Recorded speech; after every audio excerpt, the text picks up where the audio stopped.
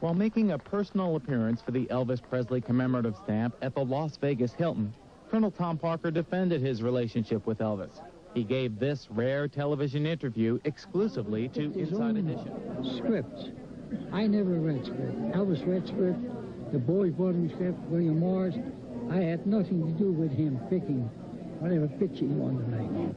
Colonel, I've spoken to some people in the so-called Memphis Mafia, and they told me that one of the reasons Elvis got so heavily involved in drugs was because he was frustrated with his career, a career path that you led him on. What do you think of that?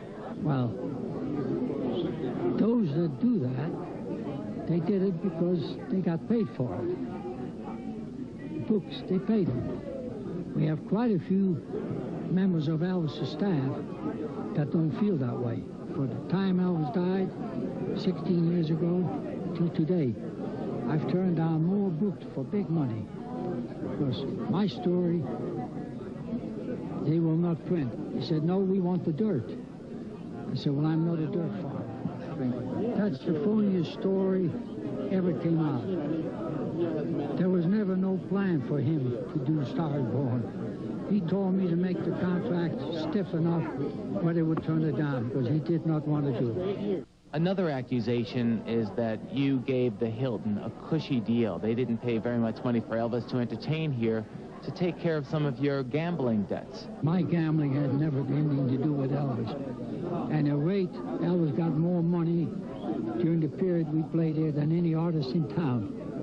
Liberace was getting $50,000. He was getting $125,000 a week. The Colonel was also criticized for making bad business deals for Elvis and taking half of his profits. I know of 4 or 5 big stars that have a deal like that. But my deal was not 50% of the profit. My deal was 50% of work I created where he did not have to perform. And we had a partnership.